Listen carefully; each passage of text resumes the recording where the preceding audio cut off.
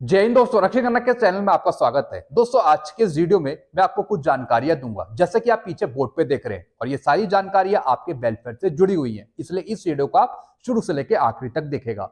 Video में आगे बढ़ने से पहले एक छोटी सी अपील कर रहा हूं, अगर आप पहली बार मेरा चैनल देख रहे हैं या फिर ये वीडियो देख रहे हैं तो आप मेरे चैनल सब्सक्राइब भी कर सकते हैं, जिसका नाम है रक्षित खन्ना, क्योंकि ऐसी जानकारियां, सही जानकारियां आपको मिलती रहती है इस चैनल के माध्यम से। चलते हैं दोस्तों, आगे बढ़ते हैं। सबसे पहली जानकारी, ओएमजेसी रिपोर्ट पूर्व सैनिकों के पक्ष में थी, लेकिन सरकार ने लागू नहीं करी। जी हाँ दोस्तों आप ओएमजेसी रिपोर्ट के बारे में जानते हैं, वन मैन जुडिशियल कमेटी की रिपोर्ट के बारे में। सरकार ने अभी तक ओएमजेसी रिपोर्ट को लागू नहीं करा। जी हाँ दोस्तों, ये रिपोर्ट बहुत पहले की है। बीच बीच में दोस्तों ये रिपोर्ट गायब हो गई थी। पूर्व सैनिकों को पता ही नहीं था कि ओएमजेसी रिपोर्ट में क्या रिकमेंडेशन लिखी हुई थी। हालांकि दोस्तों ओएमजेसी रिपोर्ट अब सार्वजनिक हो गई है, पब्लिक हो गई है, लेकिन तभी भी सरकार ने इसे लागू नहीं करा। दोस्तों, अगर ये रिपोर्ट लागू हो जाती है तो आधी विसंगतियां आपकी ऐसे ही दूर हो जाएंगी। जी हाँ दोस्तों, क्या क्या चीजें, बातें, सब कुछ लिखी हुई थी इस रिपोर्ट में, ये मैं आपको समझा रहा हूं। सबसे पहला पॉइंट था दोस्तों इसमें, रिजर्विस्ट को ओआरओपी देना। जैसा आपको पता है, अभी तक रिजर्विस्ट को ओआरओपी नहीं मिल रही, साथ ही साथ पीएमआर को भी ओआरओपी नहीं मिल रही। ना ही उन्हें ओआरओपी 2 मिली और ना ही ओआरओपी 3 मिली। हालांकि दोस्तों इसमें सिर्फ रिजर्विस्ट की बात करी है कि रिजर्विस्ट को ओआरओपी दी जाए। जो अभी रिजर्विस्ट पेंशन ले रहे हैं वो ले रहे हैं मिनिमम और 9,000 रुपए। सही में 7 सीपीसी का उन्हें फायदा नहीं मिला। जी हाँ दोस्तों, जितनी उनकी बेसिक होनी चाहिए थी उनको नहीं दी जा रही। लगभग 12,000 13,000 होनी चाहिए थी दोस्तों, लेकिन नहीं मिल रही उनके। तो दोस्तों उनको ओआरओपी देना इस रिपोर्ट में लिखा हुआ था कि रिजर्विस्ट को ओआरओपी दी जाए। फिर दोस्तों इस रिपोर्ट में लिखा था 2006 से पहले आए पेंशनर्स को एमएससीपी देना। जी हाँ दोस्तों, एक सबसे बड़ी विसंगति, 2006 से जो पहले आए हैं उनको एमएससीपी नहीं मिल रही, यही सबसे बड़ी विसंगति है। इस रिपोर्ट में कहा गया कि 2006 से पहले जो आए हैं पेंशनर्स उनको एमएससीपी दी जाए। अगर एमएससीपी दी जाती है तो ऑटोमेटिकली आपकी पेंशन इक्वल हो जाएगी बाकी रैंकों के समान जो 2006 के बाद आए हैं। यानी जो 2006 से पहले आए हैं पेंशनर्स, अगर उनको एमएससीपी दी जाती है तो उनकी पेंशन लगभग समान हो सकती है जो पेंशनर 2006 के बाद आए हैं उनके।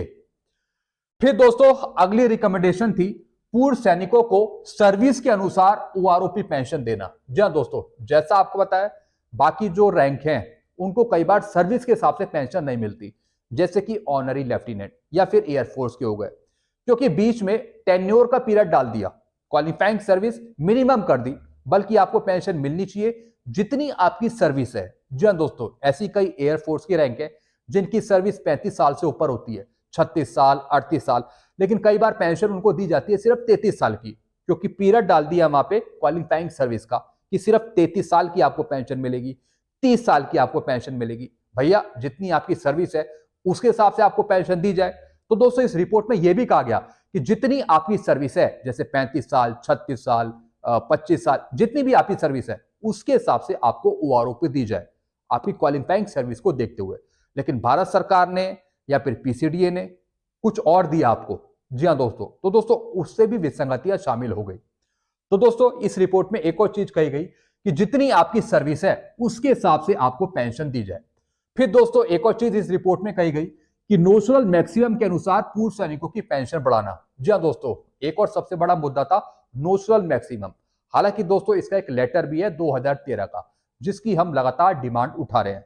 हालांकि दोस्तों नोशनल मैक्सिमम देना यह भी दोस्तों ओएमजेसी की रिपोर्ट में लिखा हुआ था, क्योंकि ओआरओपी में एवरेज डाल देना जिससे पेंशन कम हो जाना या फिर मिनिमम पेंशन हो जाना, यह भी एक सबसे बड़ी विसंगति थी। यानी एवरेज को ना लेके हम नोशनल मैक्सिमम का इस्तेमाल करें, इस रिपोर्ट में कहा गया। यानी पेंशन का फॉर्मूला चेंज किया जाए ओआरओपी में, ऐसा कहा गया इस रिपोर्ट में।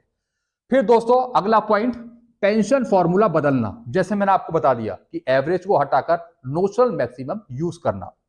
फिर दोस्तों liberalised family pension, special family pension, invalid pension, जो भी पेंशन है इसमें सुधार हो। जी हाँ दोस्तों, इसका भी कुछ फॉर्मूला चेंज करा जाए, पता लग पाए कि किस तरीके से क्या पेंशन मिल रही है। तो दोस्तों जितनी भी विसंगतियां हैं पेंशन पे उसको दूर करना, वो इस रिपोर्ट में लिखा हुआ था कि किस तरीके से जो पूर्व सैनिकों की प्रॉब्लम आ रही है पेंशन पे उसको कैसे दूर करा जाए, क्या फॉर्मूला एडॉप्ट किया जाए जिसकी वजह से आपकी प्रॉब्लम दूर हो जाए पेंशन पे। सब कुछ दोस्तों इस रिपोर्ट में बताया गया था, लेकिन सरकार ने इस रिपोर्ट के बारे में कुछ ध्यान नहीं दिया और ना ही ये रिपोर्ट लागू करी और ना ही इसका कुछ बेनिफिट पेंशनर्स को दिया। ये एक सबसे बड़ी विसंगति थी। अब भी दोस्तों कुछ नहीं बिगड़ा है, अभी भी सरकार अगर इस रिपोर्ट को चाहे तो लागू कर सकती है पूर्व सैनिकों के हित में। चलते हैं दोस्तों अगली जानकारी की तरफ। OSL AWL पर MSCP नहीं दी जाती रिकॉर्ड से। जी हाँ दोस्तों कई पूर्व सैनिक होते हैं जिनकी नॉन क्वालिफाइंग सर्विस होती है, जैसे कि ओवर स्टे लीव या फिर एब्सेंट विदाउट लीव। जी हाँ दोस्तों, अगर आपकी ओवर स्टे लीव है या फिर एब्सेंट विदाउट लीव है तो आपको MSCP नहीं दी जाएगी। जी हाँ दोस्तों, क्योंकि आप किस कैटेगरी में आएंगे, आप आएंगे नॉन क्वालिफाइंग सर्विस की कैटेगरी में। जी हाँ दोस्तों, हालांकि हमने कुछ ऐसे केस उठा रखे हैं आर्मी हेडक्वार्टर के सामने, ताकि जिनकी जो नॉन क्वालिफाइंग सर्विस है उनको भी MSCP दी जाए। नॉन क्वालिफाइंग सर्विस का मतलब क्या है, यानी आपकी टोटल उतनी सर्विस नहीं है जिस हिसाब से आपको MSCP दी जाए, यानी जितनी आपकी सर्विस होनी चाहिए थी उससे कम आपकी सर्विस है, जैसे कि 5 दिन काट लिए आपके, 10 दिन काट लिए, यानी कुछ सर्विस आपकी काट ली गई पूरी सर्विस में से। जैसे दोस्तों MSCP लेने के लिए हमें 16 साल पूरे होने चाहिए या फिर 24 साल पूरे होनी चाहिए। अगर हमें MSCP हवलदार की पेंशन चाहिए, अगर हमें MSCP नए सूबेदार की पेंशन चाहिए। अब दोस्तों कई पूर्व सैनिक रहते हैं जिनकी 16 साल कंप्लीट नहीं होती। जी हाँ दोस्तों, यानी 16 साल पूरी होने में कुछ दिन कम कर लिए जाते हैं, कुछ दिन काट लिए जाते हैं, या तो आपका AWL हो या फिर OSL हो। अब दोस्तों सर्विस को कैसे रेगुलराइज किया जाए जिसकी वजह से आपको MSCP मिल जाए, तो इसके केस हमने आर्मी हेडक्वार्टर के सामने उठा रखे हैं कि किस तरीके से जो आपके पीरियड काट लिए गए हैं वो बाद में एडजस्ट कर दिए जाए आपकी सर्विस में, ताकि आपको MSCP दी जाए। तो दोस्तों ये केस हमने उठाए हैं, देखते हैं कि जवाब कब तक आता है। हालांकि अगर आप रिकॉर्ड को लिखेंगे कि मेरा OSL है, AWL है, मेरी 16 साल पूरी नहीं है, 24 साल पूरी नहीं है, मेरे को MSCP दी जाए, तो दोस्तों रिकॉर्ड आपको मना करेगा। वो एक तरीके की दोस्तों आपको बोलेगा कि ये पनिशमेंट है जिस वजह से आपकी सर्विस पूरी नहीं हुई है, इस वजह से आपको MSCP नहीं दी जा सकती। हालांकि दोस्तों आप थोड़ा वेट करिए, कुछ नई अपडेट आएगी तो मैं आगे जरूर दूंगा। चलते हैं दोस्तों अगली जानकारी की तरफ। पेंशनर्स का कहना सरकार DA 3% से ऊपर बढ़ा नहीं रही है, तो 18 महीने का DA का एरियर कहां से देगी। जी दोस्तों, काफी पेंशनर्स मेरे को कमेंट करते हैं कि सर सोशल मीडिया पे बताया जा रहा है कि 18 महीने का DA का एरियर कल मिलने वाला है, परसों मिलने वाला है, इतना हमारे खाते में आएगा। 18 महीने की जो फाइल है वो तैयार हो गई है, कल कैबिनेट मीटिंग है, परसों कैबिनेट मीटिंग है। मतलब पेंशनर मुझे कमेंट करते हैं, पेंशनर कहते हैं कि जब सरकार जो DA है वो 3% से ऊपर नहीं बढ़ा रही है, 4% से ऊपर नहीं बढ़ा रही है, तो फिर 18 महीने का DA का एरियर कहां से देगी। जी हाँ दोस्तों, कई पेंशनर सही बोलते हैं कि जब भारत सरकार DA/DR 3% से 4% से ऊपर नहीं बढ़ा रही है महंगाई को देखते हुए, तो फिर 18 महीने का 34,402 करोड़ कहां से मिल जाएगा। दोस्तों ये सब गवर्नमेंट की पॉलिसी पे डिपेंड है। जो DA आपका डिपेंड करता है वो AICPN के आंकड़ों पे डिपेंड करता है। हालांकि महंगाई बहुत ज्यादा है, महंगाई आसमान छू रही है, लेकिन DA/DR आपका बढ़ रहा सिर्फ 3% या फिर 4% या फिर 2%। लेकिन दोस्तों 18 महीने का जो DA/DR का एरियर है ये भी गवर्नमेंट की पॉलिसी पे डिपेंड है। जब तक कोई संगठन, जब तक इस पे कोई केस नहीं होगा सुप्रीम कोर्ट में, जब तक दोस्तों 18 महीने का जो DA का एरियर है वो मुश्किल है मिलना। कुछ सोर्स ज्यादा होने चाहिए सरकार के पास ताकि सरकार ये एरियर रिलीज कर सके। चलते हैं अगली जानकारी की तरफ।